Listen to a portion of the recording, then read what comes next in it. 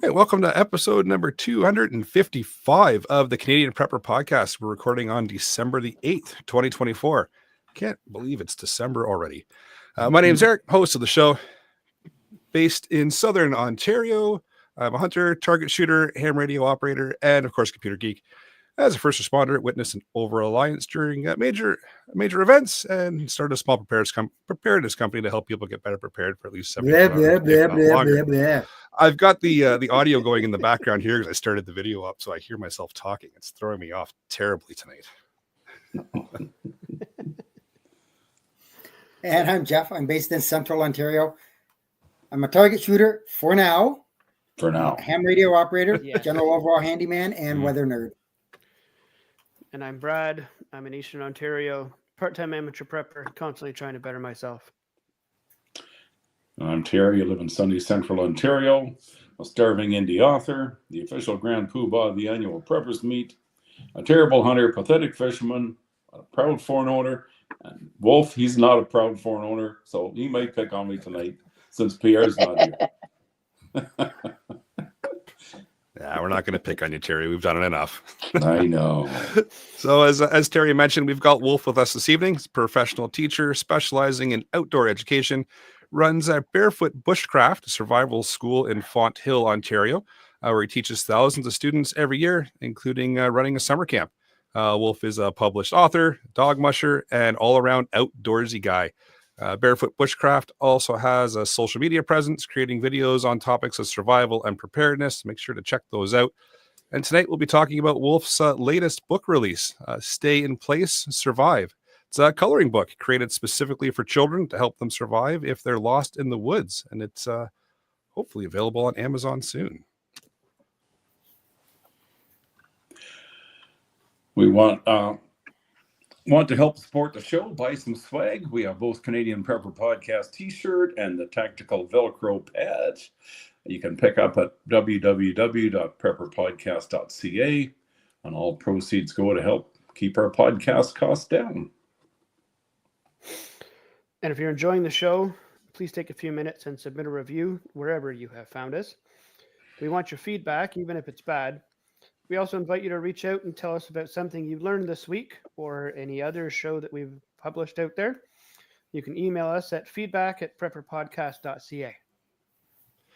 All right, so we've got some written content for you in this episode, even though it's an audio podcast. We're going to start out with some relevant news articles. We'll update you on our personal preps since the last episode. We're going to get into the main topic. Like we just said, it's Wolf's prepper book for kids.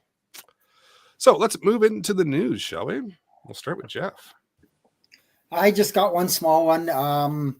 Last week on the 5th, I believe that was Wednesday. I'm not sure the days. There was a 7.0 earthquake. Yeah, every day is a Saturday. 7.0 earthquake, about 50 kilometers offshore, Ferndale, California. 7.0. There was a tsunami warning issued. It was since canceled. No reported injuries. There's some minor structural damage, but nothing else. So considering the size of the quake and the location, it all went well, but I just think it's a forebode of, unfortunately, bad things to come. It's been a long time since they've had a major earthquake down there. So I'm not predicting anything. Can't predict them, but I just think they're well overdue. Well, dare I say it, more gun bans this week. That's got me fired up pretty good. Yeah, I'm not going to say any more about it. Other than that, you can look it up if you haven't heard already. Life here in Canada. Yeah, it was another 300 and something, wasn't it? Another 300 and something. There's still a few 22 long rifles on there, despite the government saying that, center fire, AR type guns, detachable magazine, but somehow 22 rimfires make it on the list. They're probably going to, I have one, I admit it. They're probably going to take it and send it to the Ukraine. I'm sure the Ukrainians love to have that 22 long rifle. I'm sure it's very black, useful. It's for scary looking, so it may intimidate the Russians a little bit, but there you go. Yeah, sad. Yeah, but I'm not sure if you heard somebody and I can't remember who it was, put a quick post up saying the government's wishful thinking of hoping or whatever, wanting to send them to Ukraine. So we can't have them, but they'll send them to Ukraine where they can use them to kill people. But law-abiding gun owners, they'll take them from us. But apparently arms manufacturers that provide weapons of war and stuff like that are probably going to say, no, you're taking money out of our pockets. We sell it to them. So yeah, go pound salt. Yeah, it's all political optics anyway. Bill Blair's on there flapping his yap about them being weapons of war. They're semi-automatic rifles. Bill. Yeah, they will shoot people, but you're going to be a bit of a disadvantage because they are not military grade weapons. No. Mm-hmm. But anyway, looks good for the Liberals. That's all they care about. Yeah, let's not get you too fired up, Terry. And the good news is the CCFR, we had Rod Giltack on last week. They took the government to court back in April over this 2020, the original 2020 firearms list, and the justice system in Canada being what it is, they got defeated, but they have an appeal, and the appeal begins tomorrow. So hopefully we'll get somewhere on that appeal. Go Rod, go. So stay tuned. We'll see. The fight continues. The fight continues. And lastly, of course, man, what's going on in this area? Hey, that's quite the thing, and that happened like instantly. You just don't know how things are going to play out in this funny world we live in anymore. Like, wow, who'd have thought? Fair enough. All right, before everybody gets fired up about gun bans and all that kind of fun stuff, no more talk. Maybe we'll move into what we've done lately for preps. We can't talk about boating accidents. No. We cannot talk about, or we can talk about boating accidents. No, do not. Oh, well, that's all I had. All right, on the job. Been pretty busy, just working. Yeah, trying to catch up. Fair enough. Jeff, what'd you do? I picked myself up, it's used, but new to me generator. The deal was just way too good to pass up. It was a dual fuel Furman. It had sat in a shed for probably close to 2 years. It starts and runs on gas, but not very well, obviously, if it's sat for 2 years. But put the propane on it, and it just ran like a dream. And I got it for an incredibly cheap price. So I am not going to complain about that. And I will probably do some testing tomorrow, just make sure everything's good and running. We're expecting an ice storm in my area, so I'll make sure everything's good. Very nice. For myself, work, some more work. Yes, Jeff, work. And then between work, throw in some snow shoveling because, we got a little bit of snow. So that was it for me. Bought a new gun. Why not? Yeah, why not? Why not? Fair enough. And that wasn't using the $250 that you didn't get from Trudeau? Is that the one I don't get because I don't have a job and I don't have an income. Therefore, I don't qualify for a handout check. No, I just save up for this on my own. Oh, just Eric, trying to you are Terry just up tonight. stirring the pot tonight, I'll tell you. Yeah. Oh, come on. Getting poor old Terry's blood pressure so high. Don't get me started. Hey, we're not poking at him about his Ford, so I figured I'd poke at him about something. Oh, you gotta get me for something. Hey, Wolf, how about you? What have you been up to? No, you're muted. There we go. I also live in an off-grid community in southern Ontario, kind of a remote place right beside a big provincial park. And it was firewood week this week. So we bought 2.5 cords of firewood. And then even though it's already split, they never split it tiny. So then you're splitting it again and then stacking it. You know, the old adage, right? Firewood warms you 3 times. Once cutting it, once moving it, once burning it. So that was my week. But you stayed warm. Awesome. Well, With that, let's move into the main topic. So, like we mentioned, we've got Wolf with us here this evening to discuss a new book that he's authored. Sounds interesting. It's like I said, it's a coloring book for kids in regards to preparedness and what to do if they're lost in the woods. So, let's pass it off to Wolf, and maybe you can just touch on how you got to the point of authoring this book and what it's all about. Yeah, thanks very much. So like you said in my bio, I'm a professional teacher. I run an organization called Barefoot Bushcraft down in Niagara. We see, thousands and thousands of students, a lot of young people, a lot of children come out for our programs. And many, many years ago, I was involved with search and rescue. And, it's always a tragedy when a young person gets lost, right? Always, always. And a tragedy when anybody gets lost, but specifically children struggle the most when they get lost for various reasons. Usually it's just lack of experience in the woods, right? I don't know very many, 7 or 8 year olds that can start a bow drill or something like that, right? So, we hear a lot we deal with a lot with the homeschool communities, and they are always like, we need more information for children. Like the adult stuff is great, but we need more for children. So I've always thought I used to teach a program called Hug a Tree, which was a procedural program run by Search and Rescue. We would go into schools and be like, here's what you do when you get lost. So I was like, that program has sort of dissipated. I don't know what happened to it. So I was like, I wonder if there'd be, I could, from the bit that I recall, I could build my own system like this based on their program and just see what happens. So it's got a very good response. All the moms and everything were like, you should definitely write the book. And then I'm like, yeah, but a lot of children today don't read. It's not that they're incapable of reading. They don't read books unless they're forced. But a lot of people, most children, younger people, like coloring books. There's a big market, huge thing for coloring books, right? My students who are like 9 to 12 years old, if I give them coloring books on a rainy day at camp, they'll spend all day coloring. So I got to thinking, like, what if I could manage to make a program that is educational and fun? So one of the things that how we teach our survival programs is say that, we dress up survival programs as fun. So if you can have fun, you're going to remember it more. So we put this book together that was like, okay, so what happens if you get, if you end up getting lost in the woods? What are the best things for a child to do? So some of the things that we didn't put in the book were like carry a knife, because maybe your 6-year-old, you may feel as that is maybe not the best thing alone in the woods with a knife, or something like a lighter.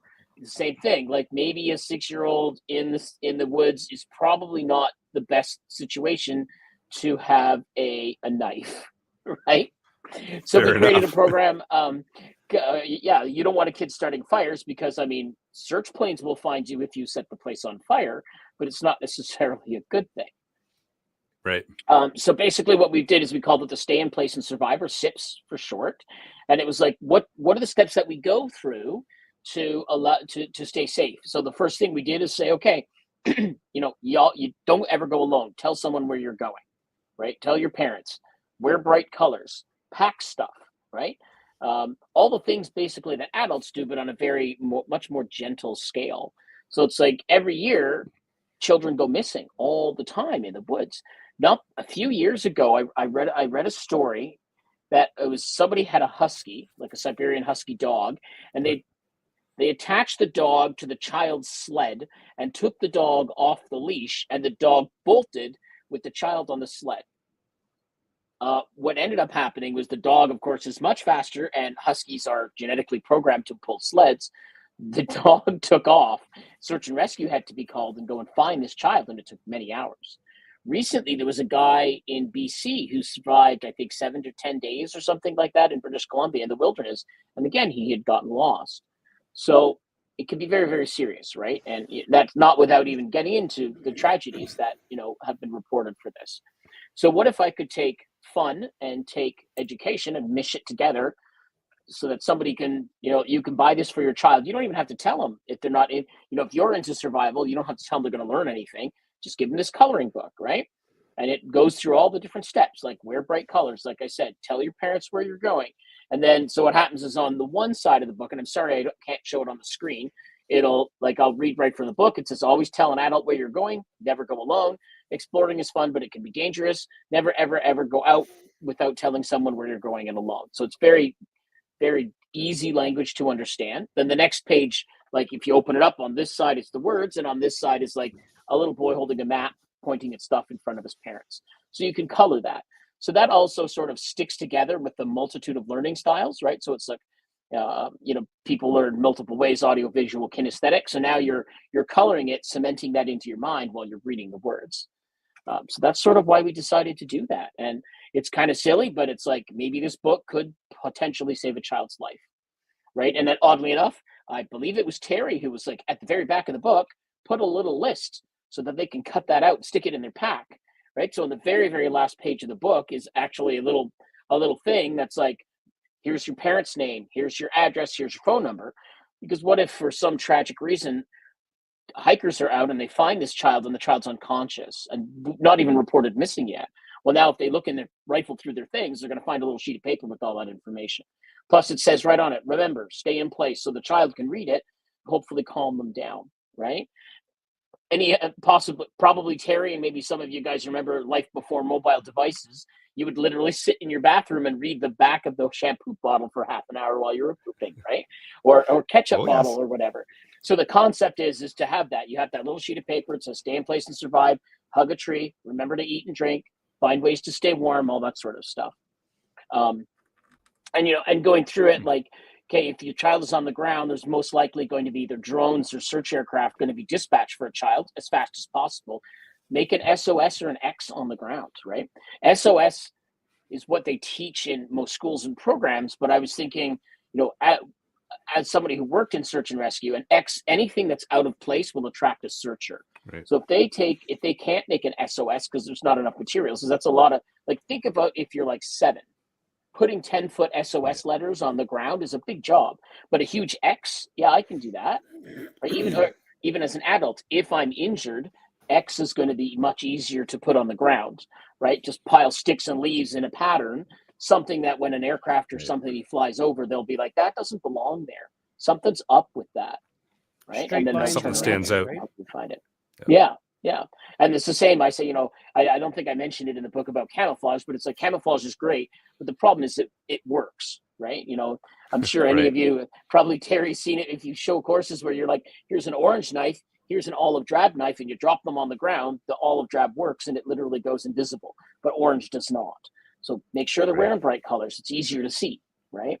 There's the old cliche they used to talk about this, where it's like truck drivers for some reason like to wear camouflage. If they're ejected from their truck during a collision, search guys can't find them as fast as if they're wearing, a white t-shirt or something, right? So make sure that they're dressed and bring stuff with you, right? The old, not necessarily, I didn't get to the point of like the 10C kit that an adult would have, but it's like bring food, bring water, bring bring a whistle.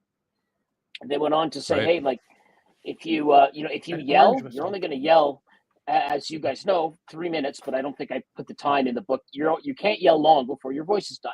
If you're injured, you can't yell, but you can blow a whistle. And I put in there 1, 2, 3 blasts so people know, right? And then just little fun drawings, right? Like I had an AI coloring system do most of the drawings. So I'm like, a guy dressed in a paramedic costume walking a dog. So now I put in the book, like, if you're really lucky when you're lost, the guy's going to come with a dog and come and rescue you. Don't be afraid of the rescuers, right? Because, we used to say here that, children sometimes get scared because people were yelling their name over and over again. And they'd be like, the children would say, I got scared, thinking I was in trouble. So I didn't respond to the rescuer, right? And that's a common thing with children. So it's like, make sure you stay put and call out, whistle back. You're not in trouble. So that's an important message to pass along. Mm-hmm. That's a great point. That's a really important message to pass along because they are going to think that they're in trouble or they're already scared. They're already freaked out. When you're calling a name, when you are out searching, you're calling that name with authority. So that is going to, that's going to kind of throw them off a little bit. So that's a really good point and something that's important to build in to let them know, you're fine. Come on out to that person calling. I like it. Mm-hmm. Jeff, do you have a question back there? So you're throwing your hand up at the beginning there. No, Jeff. All right, then we'll carry on. I think he was motioning that it was 50 days for the guy in BC. It was. He was supposed to be gone 7 to 10 days, and after like 14 days, they called and said, "Hey, he hasn't come back," and he appeared out like 3 weeks later. So yeah, it was pretty close to 50 days he was gone. That's insane. Wow. Impressive that he made it. His biggest complaint, if I remember correctly from the article, was he didn't catch any fish. Who else has that problem? Yeah. Don't know what you're talking about, Jeff. Don't know what you're talking about, Jeff. Oh yeah, Cool, you if too. So you mentioned that you used an AI engine to do the coloring part. I did. The computer nerd in me is very intrigued now. So what is that process like? You just literally say, It's fascinating. Yeah? Yeah, it's fascinating. So it's a website called Color Bliss. If anybody wants to try to do anything like this, you go on and you get it the most detailed description that you can. So I'm just looking at the one image on my screen. So I put like man dressed as a paramedic with a helmet and radio, walking a dog, and then it's like, oh, okay. And you tell it like in the forest, in the city, wherever I wanted it. And then it's like, give me a minute, and it sits, and then it just appears as a coloring book page. And you tell it, this is for a children's coloring book page. And it seems to understand that. And that took, from a logistical point of view, probably what this will appeal to Terry more than anything. And it took the coloring book draw time down to like 5 days, versus if I had done this on my own to hire an artist, this would have taken years for me to build this, to get someone to do that kind of artwork. Plus the added AI, cost. It's stunning and fascinating. And expensive. And the cost, yes. Yes. Yeah. The AI, you buy the monthly subscription or whatever, and now I can make a bunch of books, I guess. That's awesome. It's a great But yeah, concept. and I love the concept. Mhm. Yeah, so the like I said, the idea is to help children learn, right? It's the it's a hope it may save a life someday. It may just be one of those things where I'm hoping that maybe like a school board or something someday might be like, this is something we need to bring into a classroom, especially in the northern areas. Like up in Sudbury, I hear teachers say that they actually teach survival skills in school. I don't know if all the schools do, but they certainly could use a tool like this to help to give them to the kids. And it's designed in very simple English, very simple stuff to color, nothing scary. Like I said, there's no mention of knives, fire, anything like that in it. Right. So Scott in the live chat here has got a quick question. He just says, what age range of children is the book geared towards? I believe it's like 6 to 12-year-olds. That's a good range. So it's designed for anybody can use it. I guess adults would learn from it too. I guess if they have, if they're looking for knowledge, but it's designed for younger children. If it was for older, I would probably have included more survivally stuff. Like I said, more like knives and fire starting and stuff. But I wanted this just basically make sure that they stay in place, find a tree, don't move, wave, make yourself big. One of the other things is make yourself big when there's a search plane, wave around, wave your bandana or your hat or whatever. No, it's a great idea. I love it. I think it's going to be good. Oh, yeah. It's going to be a hit. Oh, yeah. I think it's a fantastic idea. And as the lead on, Wolf, once you get this one going, you could do an updated version for teenagers with a little more advanced skills in it and still leave the coloring book model for them as well.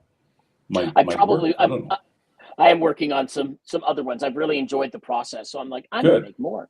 And one of the things we actually put in here is, if you have a phone, call for help, right? Because, modern day, I hear now, and I see it when I see young kids as young as 7 or 8 or 6 come into our facility and they have phones, right? So I'm like, Blows what? My mind. Call 911, Blows my call mind. your parents, Yep. Yeah. So mine as well. But I'm like, use those tools, right? Because maybe a child would forget, or I don't know.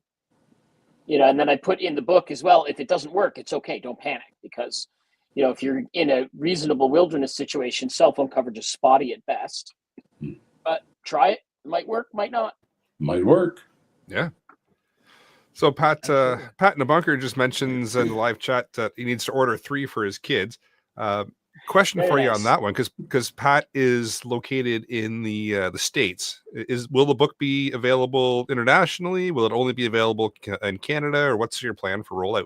Yes, it will absolutely be an international book, because I tried to write it in a neutral tone so it will fit all environments. I use the northern, like a boreal forest style for comic strips and stuff, but all of the information in the book is designed to be location neutral. Just for that reason. Awesome. So it does have internet. And if you hit it, whatever your local Amazon.ca.jp.co.uk, whatever, as soon as Amazon releases the book, then it'll be available on all markets. Absolutely. And when is the release awesome. date? It was supposed to be December 3rd, and it's just sitting on in review. So hopefully soon. So I do apologize. My intent was to come on the show and be like, here's the link. You can buy it now. But it just never materialized. Of course, process. There's always a couple of extra hoops to jump through that you don't anticipate until they're here, right? Yeah. That's right.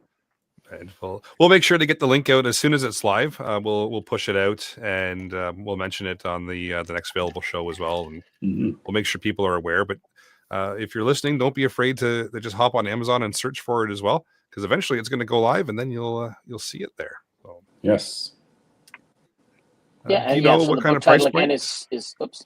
Yeah, I wanted it like I think it's $9.99 American, so it'll be like $10 or $11 Canadian. I'm hoping they'll offer the free shipping. I wanted to keep it inexpensive. It's 40 pages long, so there's quite a lot to color and quite a lot of information in it. But yeah, so I wanted to keep the price point down, because they recommended like $30. I'm like, dude, it's a coloring book. I could get them at the dollar store. I'm not spending that much money for my kids on coloring books, so I put it as low as I could. Unfortunately, there's no ebook version really available. I guess you'd have to print it off. Maybe that might be I don't know if people would want to buy it and do that, but Maybe some, but having the physical book is always nice, right? Mm-hmm. And at that cost, that's more than reasonable. So yeah, I can see somebody wanting to print it off, especially somebody doing a course like yourself, Wolf, that was doing a survival course of some sort for kids, that they would print it off, make a few copies, and even like you said, on those rainy days in course or on camp, here kids, here's 5 or 6 pages for each of you to color, and not 40 pages in the book. Mm-hmm. Yeah, or they just buy the book for each individual kid, and that would benefit me. That would benefit me for sure. But I didn't really do this for money. Like, I did it because I wanted to make a program. And I looked out in the community before I did this, and I'm like, there's nothing out there. There is no children's coloring book available specifically to help children stay in place and survive in the woods. Right? There's a couple of ones I saw that were like coloring books that were bushcraft related. So like, color this compass and color this knife and color this shelter. But it didn't have anything that sort of weaved everything together in a space. And again, having a search and rescue background, having that survival background helps an awful lot with putting everything together. And this wasn't, the images were made by AI, but specifically all the content was not. I made all that myself. So the content, does it follow a certain storyline, or is each page just stand on its own, or how does the book flow? It's designed to flow from start to finish. So it starts off by, let me just call the book up so I remember all of it. So it's very much, it starts off by having a disclaimer, of course. And then it says, just got to get to the first page. So the first thing is like, don't sit, always tell people where you're going and don't go alone. The 2 most important things. And like I said, there's a little coloring page. Then the next thing says pack the essentials. So it sort of walks you through that whole process. Pack the essentials. Okay. Hardworking explorers can get hungry, right? Make sure you bring water, pack your food, even if you don't intend to eat it. Bring a hoodie or jacket. One of the things I teach a lot of my students is something called hand warmers. Those things you can get them at the dollar store. They're like those, they're like a little package, right? And you buy them and you shake them and they get hot. Carry 2 or 3 of those, right? They're not expensive for parents to buy. You could probably, mine came from the dollar store, but if you have them and you get cold, even in summer, it can still get cold, right? And you have them, right? A comfortable backpack, flashlight, whistle, and hat. I mean, what else does a child need to carry around, right? And that's really all they'll need for the night. And then there's like a picture of a little kid packing a backpack. Then it says the next thing, wear bright colors. So the idea is you told your parents, you're now packing your gear, and now you're getting dressed and ready to rock. And then there's like a kid putting on clothes in his bedroom. And it says, camouflage is great and camouflage works, but if people can't see you, they can't get rescued. Be sure to wear bright colored clothing so you're easy to spot.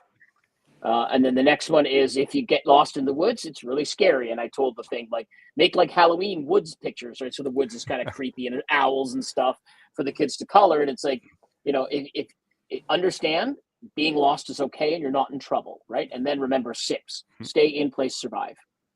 And then again, like I said, some scary pictures. And then it says, stay in place. Don't keep wandering. If you keep wandering, you're going to get more lost. Find a big tree, sit down and relax. And there's a kid sitting in front of a tree. And that's even for adults as well, as all of you guys know.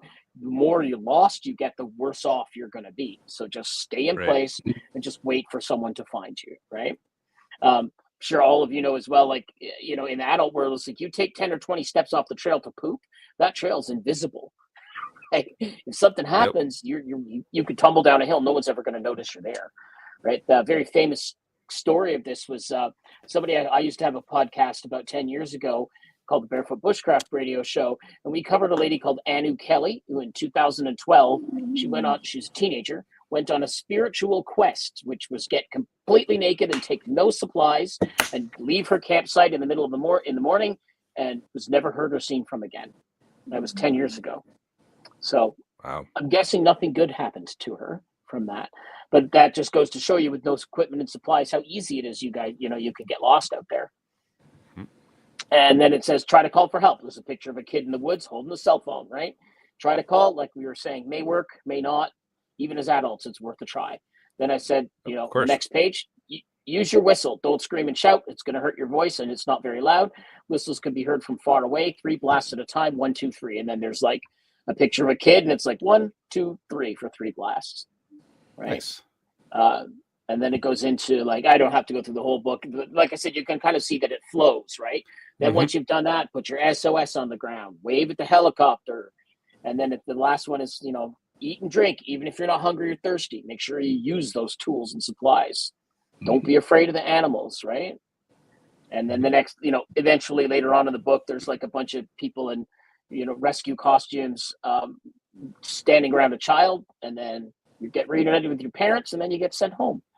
So it does have a specific flow in it designed to take you from start of the adventure, out on the adventure, getting lost, what to do, getting reunited, and then that's that. Oh, very nice. I don't know. So Terry got an advanced copy of the book. You're welcome to any of your thoughts or information. We'd love to hear it. I liked it. I looked at it and I thought that's great. It's something that I definitely want to get a couple for my own grandkids, right? So yeah, it's super. I like the concept. Wolf, I think you got a good one there. It's a winner. Yeah, I think it's a brilliant idea. I'm definitely grabbing a couple copies for my kids too. I see Pat in the bunker in the chat saying he's grabbing a couple copies. I won't be surprised if as soon as Amazon gets over their little hoops and whatever they got to get over, I won't be surprised if it starts to fly off the shelves, because I think you got a pretty good idea here, and you're right. Yeah. It's something that hasn't really been done before. It's been slightly taught here and there in the schools, but there's not a dedicated book to it, and it's a great way to reinforce that learning with that age group in a fun way, where they don't feel like you're hunkering down on them saying the world's scary, bad things are going to happen, right? It's a great way of just getting them to learn some basics, teaching them that it's you know what, if you do end up lost, here's what to do, and it just instills that confidence in them. I think is what I'm trying to get at, and makes it a lot less of a scary type of situation for them if it does happen. They'll have in the back of their mind what to do, and hopefully, like you said, do it and come to rescue faster than maybe they would otherwise without having the information. Right. Mm-hmm. I'd agree with all of that. Yeah. So roughly, how long did it take you to put the book all together? The concept took longer than the actual book, right? Because I was like, to Fair. make sure you get all the wording right and everything. It took a few months to put everything together. For me, surprisingly, the fastest thing was the art, which is the bulk of the book. But then, I Right. talked to other friends who are into, social media content creators and stuff, and they're like, check online. There's got to be some AI thing that will do this for you. And I'm like, wow, that's interesting. So it definitely that saved what would have been a year's worth of development in order to do it online. So it was an interesting tool. It does a lot of funny things, I will say. Like one of the first things, I was like, a bunch of children sitting around a campfire, reminiscent of Lord of the Flies, and there's all these kids in like ragtag clothing. One of them's holding a stick like this, and there's a severed head on the end of the stick. Oh boy. I'm like, okay, that's not going in the book, but it's pretty funny. Mhm. AI does, it misses the mark on a lot of it, and it makes it very, like Bob Ross used to say, happy accidents, where it's like, that's really funny stuff, but not what I was going for. All right, I have a new book idea for you based off of that. A blooper edition for adults. Because what adult doesn't And, like I'm coloring sure, as well? And you a know, lot of the, yeah. A lot of the images, of course, had to be edited and stuff like that, and that took a couple of weeks just to do all the editing because the AI is not perfect. I don't know, nowadays every time you see an AI image, you have to like count the fingers and toes, and I had to do a lot of editing and moving body parts around and stuff like that. So it wasn't like the AI did all of it, and you just sort of slap the book together and it does it on its own. The editing skills you have to do stuff like that too, but. Right. It cuts down on kind of the initial design, and then you fine tune it from there, and then you've got your finished product. But yeah, like you said, it kind of cuts down on that initial draw it out and get the basic sketch together, and then then you refine it from there. Because yeah, you're right. AI is far from perfect. It does some funny things, but it's a great tool to use because, like you said, it'll cut down a ton of time for you. So that's I don't know. The nerd in me is just geeking out about that. It's I like it. And illustrations are I great. didn't get into the book, but these are things parents probably learn on their own. Is like the best kind of whistle is the Fox 40, right? It's a Canadian invention, which is amazing, and it works in all weather, right? I used to be a scuba instructor, and we used to have them on our scuba vests. And I tried it underwater, and they will work underwater. Like, I don't know how they're built, but if I take a deep breath in and take out my reg, you'll hear it whistling underwater. So I used to carry them when I lifeguarded. Same thing. And they're loud. They're loud. Yeah, they're good. Yeah. Which is exactly what you want in all three scenarios we just talked about. Yeah, absolutely. And I see somebody else mentioning the hand warmers, and like I said, for me, that's one of those things. One of the guys who actually did a lot of consulting, his name is Dave Agar. He was a big help in getting this book where it needs to go. And he was the one who was like, tell them to put hand warmers in there, man. They weigh nothing. They cost nothing. And, not dangerous. Your child now technically doesn't need a fire, right? If you had 8 of those things, you don't need a fire. The kit's going to be fine. And you buy them usually in packs of 2 or 4. So, Princess Auto sells them by the box of 80 or 120 or something like that. Pretty darn cheap. Costco 3 or 4 times a year. And Costco sells them by the box as well this time of year. There you go. Again, fairly cheap. They're good. Oh yeah, I like all your illustrations, Wolf. They did come out good. Yeah, you'd never know. Yeah, I was happy with that. Yeah, they're great. Nice. Oh, actually, there's a present button here. I wonder if I push that, if it will let me. It should share your screen. Yep. Share my screen. Make sure I have nothing inappropriate on my little top bar there. Yes, it's always a good idea to do the scan first. That's right. No, I'm just kidding. Let's see here. I just have to try to find it. There's SIP's book, cover, manuscript. Okay. It says it's uploading. Yeah, I'm really glad I wasn't aware that that it could do that. So then the people that are watching now, we can quickly go through some of the book. And that'd be awesome. Yeah, I didn't know if you had the option for that or not. So it's good to know it's there for you. Yeah, that's great. It says it's processing. Sorry for the delay. Oh, that's okay. That'd be nice to have kind of a visual. There we are. Well, okay, can everybody see that? Perfect. All right, sure so there can. we go. So like I said, there's your title page. Disclaimer, because all the AI like to make all the kids with bare feet, and Dave Agar, the consultant, was like, for the love of God, someone's going to complain. So there's a disclaimer in there that says it's just for show. Do what you want. So anyways, there's the cover page, right? So meet, stay in place and survive program, tell an adult where you're going, pack the essentials, wear bright colors. And like I said, it goes through, like I had said earlier, from top to bottom, every piece of what to do, right from the get-go and I was hoping he would look like me, and he sort of does. That's good. He's got the little doggy, because children love dogs, right? We have dogs at our facility, and that's adults the same. Sometimes there's more dog petting than actually working with us. So anyway, so there's the first one. So you tell an adult where you're going, and you can color it in. And then on the other side, pack the essentials, like I had said. And then it shows like a kid packing a backpack. And then wear bright colors, don't wear camouflage, don't wear army colors. If people can't see you, you can't get rescued. And then the next one, kid getting dressed in his bedroom, right? And then it says, woods can be scary, what to do? Sit, stay in place, survive. And that works because you're supposed to be drinking water anyway. So that's why I sort of paired that together. And the acronym just sort of fell into place that way. And then you can see it looks a little scary. There's like a skull on the ground. It's just fun stuff for kids to do. And then like a scary forest with no leaves, which is what our forests look like right now anyway, except for the mushrooms in Canada. And then stay in place. So there's some happy trees, right? Get out, find a big tree, sit down and relax. And then there's a kid sitting by a tree. And then if trees need friends, if you're feeling lost and anxious, hug a tree. Trees love to be hugged. There's a bunch of happy trees. And then there's a kid hugging a tree. Yep. And then again, call 911. And the kid calling 911. So like I said, the concept behind it was to sort of mesh in the practical knowledge and with students that maybe can't read properly or in the beginning stages of reading in life with coloring. So they can put it all together. And again, 1, 2, 3 for the loud whistle. And I actually even put down, plug your ears at the bottom, only because this is a me thing. I hate whistles. They're so noisy, even though they're a part of my job. So I do that. I'm like, put it in my mouth. Mm-hmm. That's how I use my whistle. So I say blow loud, blow hard, and plug your ears. And then there's a kid, 1, 2, 3. And I tried to make sure that on both sides of the coloring book, because the coloring side is the right side, that it actually has the 1, 2, 3, because that's the international rescue. Mm-hmm. So, and that again is all over the world. The same with SOS or X, right? If I'm in Tahiti or England or here, if there's a search plane and they see either SOS or X, they're going to know there's a problem down there, right?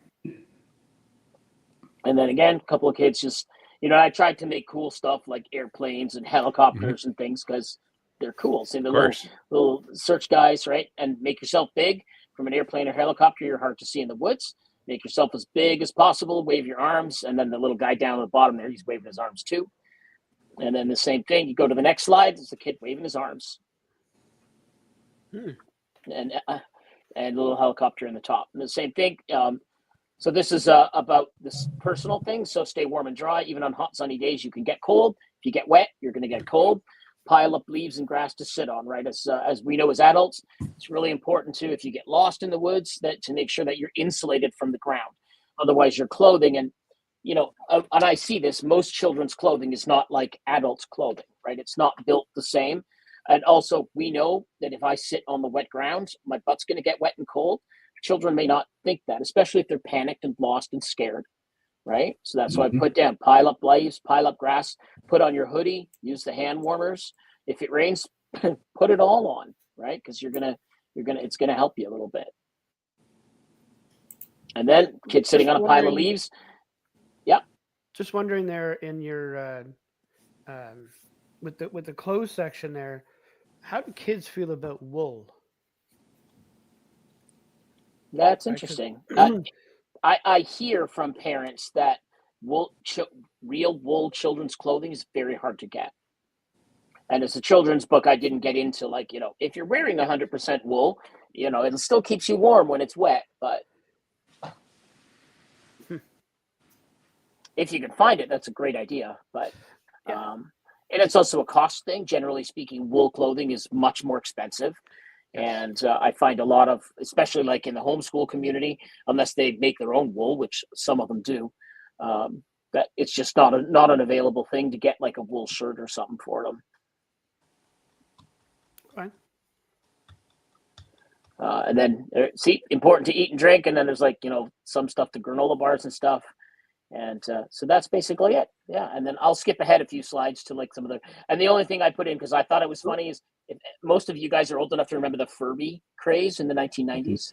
So don't be afraid of animals. Oh, yes. And I was thinking to myself, if I was 5 or 6 and I don't remember that phase of my life very well, everything is going to look different. A deer, I may not recognize as a deer when I'm a child, or a raccoon. So that's why I just wanted something that was a bit weird, because you might not recognize the animal if you've never seen a chipmunk or you've never seen a real raccoon before or something. right? And then, of course, don't try to pet them and don't feed them, because that's how children will get bit, right?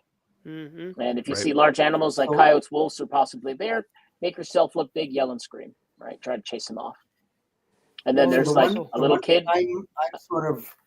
I'm sort of noticing, and I don't have kids, or at least nobody comes banging on my door on Father's Day. But as you're going through the pictures, what I'm noticing is all of the kids are smiling. They appear happy. So you're not projecting fear or an angst or I'm worried, I'm scared. They're smiling, they're happy, they're having fun.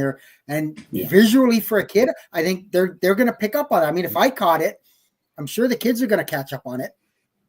Mhm. Good catch. Yeah, absolutely. And I wanted it to be upbeat and friendly. Even this one with like, don't be afraid of the animals. You know, there's like a raccoon stealing the kid's chocolate bar. And I mean, you know, I would do that even today if I was lost, like as an adult, and there was like a raccoon or something came up to me, I would totally feed him, even though I know I know I shouldn't do it.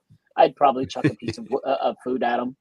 Yeah, but the raccoon there is wearing a shirt. I know. You're right. He is. Yep. He's a friendly coon. And then see, there's the doggy. What to do when rescuers arrive? If you hear or see rescuers, they're going to be calling your name. Like I was saying, don't be afraid of them. They're going to sound angry, but they're not. Right? Be sure to use your whistles. And then again, I put that 1, 2, 3 blasts in there. Rescuers may be dressed funny because, as you know, especially Eric being a paramedic, to a child, all that stuff that you wear, right, or police or even search and rescue guys, that it could be very intimidating if you're lost, sick, and scared, right? So that's why I put it in there. They may be dressed funny. If you're lucky, they're going to have a dog. This is true. And then there's a bunch of searchers and the happy child and the helicopter and all that good stuff. So we're pretty close to the end of the book. And then again, once you're found, everybody's going to be happy. And again, like you said, everything's happy. The frogs are singing, the little bunny rabbit thingies there with the net. Now you're safe. Rescuers will bring you to your parents. So the next one is mom hugging her child in the woods, right? Just to sort of put that together. And so that's, like I said, the idea with the book is it's a complete circle of you start in the kitchen and then you end up being reunited with your parents, right? And then the second last page, stay safe and you won't need rescuing, never go out alone. Kind of, again, caught that whole circle of what was back of the books at the front and so on. And then thank you with the cool helicopter. And I wanted to make I want a big helicopter because, you know, helicopters are cool and they're noisy and kids love them. I love them when they go over, when I'm outside, you know, where you're like Planet of the Apes, you hear the helicopter like, oh. Everybody looks always. Yep. Exactly. So then the next couple slides are the packing list, right? And there's just like a packing list of stuff, including the whistle, flashlight, whatever. And then at the very back of the book is that little thing that they can, and I wanted this to be the last page with the little scissors so you could cut it out, has parents' information, phone number, whatever. The only thing that I would do as a parent is if I was in a remote location, like let's say I live in Niagara Falls and I'm in Algonquin Park, I would put my campsite information on there, right? Because if they get a hold of this, right? And we teach this in Pet First Aid, where it's like if you're going to be at a campsite, buy a luggage tag, put the luggage tag of your campsite information and the dates you're there. So now if I find, and this is para-related, but if I find your dog and then I'm like, oh, they're going to be at campsite 34, but that was 5 days ago. So now I can take the dog to the park office and they'll be like, oh, it was Mr. and Mrs. Smith at this time and they're from wherever. So you could do the same thing, certainly with your child's backpack. So that's the concept. Great point. That's basically the whole book. That's awesome. Good. I think it's very well that. done. I like it. I see Pat in the bunker. Furby. Oh, yes. I remember those things. Yeah. Oh, that's good. And even just having that in the book will give some parents a good laugh too, right? Yeah. Officially, it's Furby-like. It's not an official real Furby. Right. Of course. Yes. Got to throw a disclaimer in there. We don't want any lawsuits. That's right. It's Furby-like. Yeah. Oh, that's awesome. Anything else you wanted to add about the book before we move along into the challenge? Just partially related. There's an adult version of the book just called the Basic Bushcraft Book, and that's out too. But that has like how to select a knife, lighters, all that sort of stuff. That's actually usually a textbook for a course that we teach, but it has an adult level version of exactly the same thing. And it covers something called the 10C kit, which I was talking with David Canterbury, because he's a big proponent of the 10C concept. And he was like, I didn't invent it. I got it out of a scout book that's like 100 and something years old.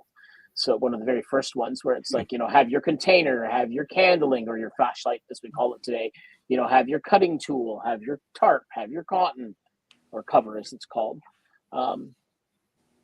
So we have that. It covers all of that stuff as well for beginners.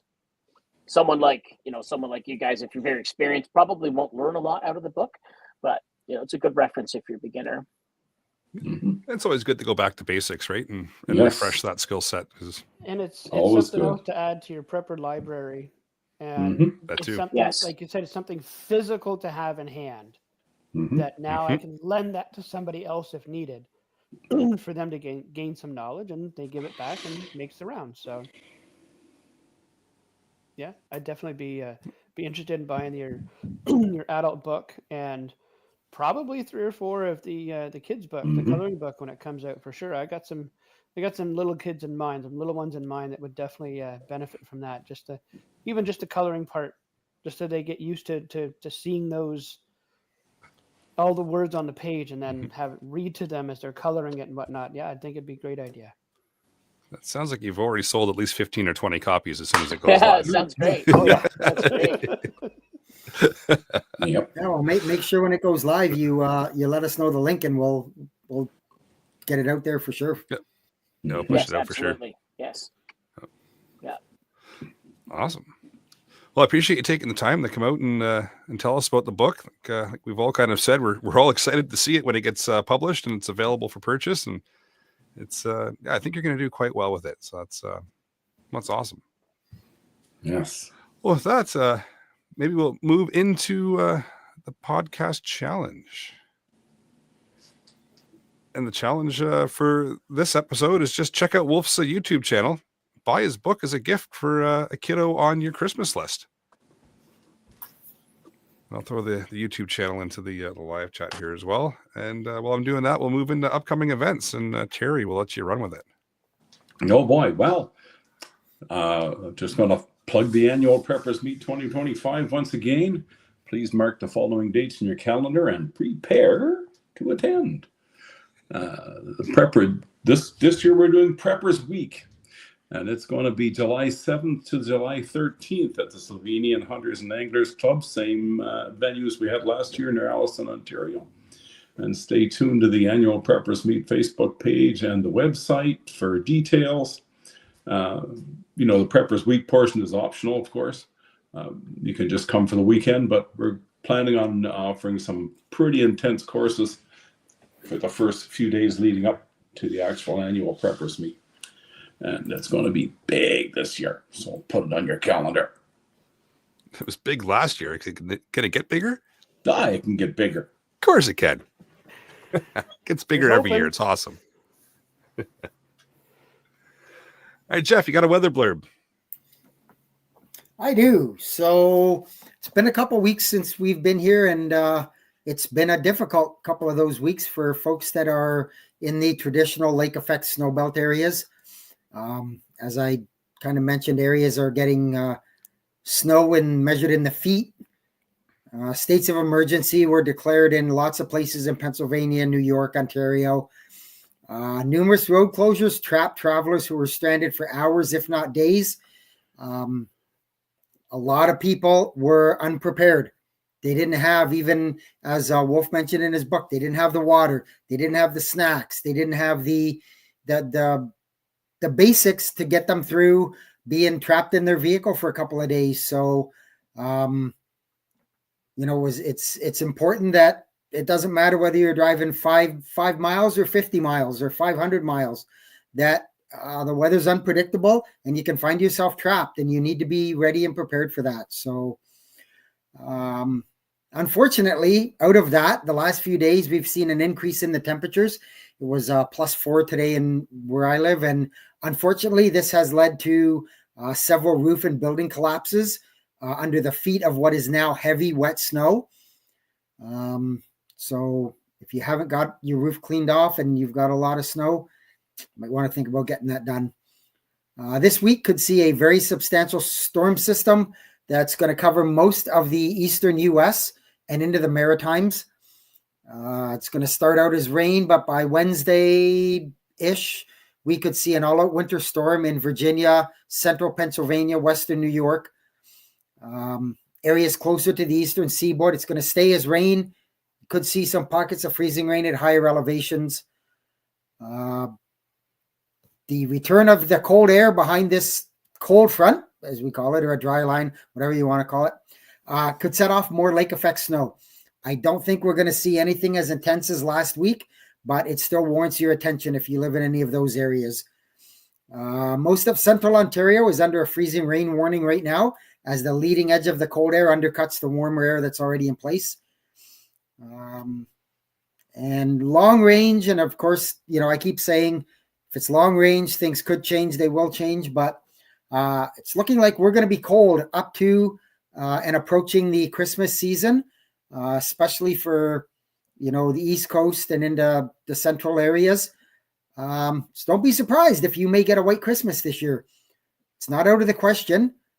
Stay tuned, and I can have a better forecast as we get closer, but there's a chance there for a lot of people to have a white Christmas that haven't had one for a long time. That'd be nice. I can tell you an interesting story that one of my first teaching jobs was up in Penetanguishene area. If any of you guys know Coldwater, that area, and the day I was driving up there because I was supposed to start that week, so I went up on like a Wednesday. I came up, I don't know what the highway was, and it was like a wall of snow, just a complete wall, and there was like all kinds of police and stuff, and they were like behind that wall, and it was like 20 foot tall. It was huge. That's like 2 or 3 meters tall. And they were like, there's all cars in there. And sometime during that week, they had told me that they had spent 3.5 days and they had dug out an older man living in his minivan, completely encased in snow. And he said, I've lived up here my whole life, and I'm smart enough to carry my own gear. And he had candles, and he was perfectly fine. And he literally camped in his truck as it was encased in snow. And he said he said he was fine. It's like, that's a wild story. Just wild. Yeah, it's good. Yeah. Well, like you said, it pays to have that equipment with you, and you could lug it around for 5-10 years and never use it. And all of a sudden, the day you need it, you're going to be glad you had it. Yep. You're singing with that praises right now. All right. With that, I'll bring episode number 255 of the Canadian Prepper Podcast to an end.